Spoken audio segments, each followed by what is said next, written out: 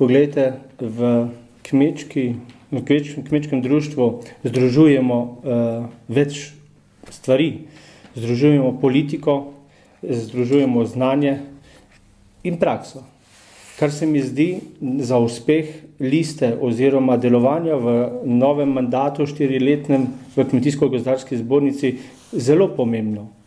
Zakaj? Zato, ker veliko ljudi, ki prihaja na položaje tako ali drugače, jim nekaj manjka. Ali manjka povezava s politiko, povezava z podeželjem, ali pa seveda z znanjem. Vse to v naši listi imamo. Tako da verjamem, da lista, katere sem tudi sam kandidat, bo uspešna in verjamem, da bo nagovorila veliko večino kmetic in kmetov, da bo v nas videla eno luč v temi, v kateri tavamo.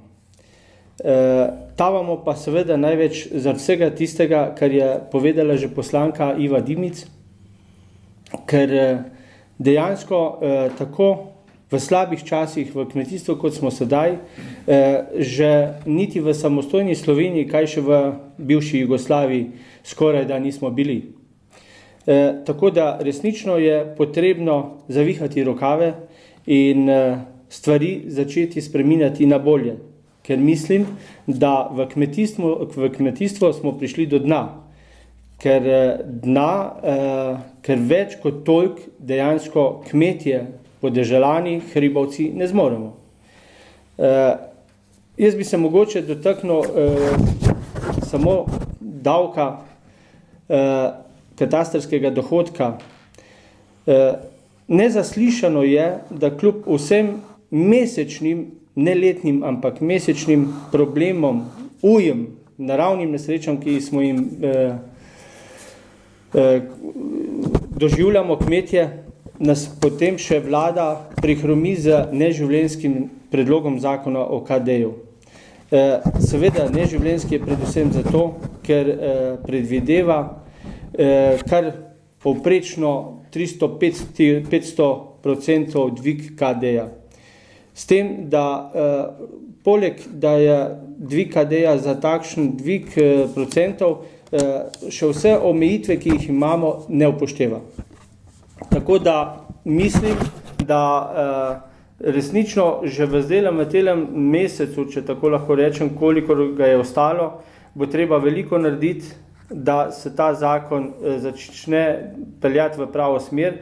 Verjamem pa, da takoj po volitvah bo ostalo še veliko dela tudi v zakonu o dohodnini, da stvari zapeljemo v pravo smer. V tem mandatu, mogoče se niti ne zavedamo, bo potrebno začeti pripravljati tudi zakon oziroma novo resolucijo, predlog o razvoju podeželja od leta 2020 naprej. Če pogledamo program razvoja podeželja 14-20, vidimo, da je minister delal samo zase oziroma za velike korporacije, ni pa delal za malega kmeta ali hribovca. In mislim, da v novem mandatu na zbornici bo treba v samem začetku iti v to smer, da se vse tiste krivice, ki so se naredile v tem mandatu ministra Židana, popravijo in postavijo na tak realni in pošten način.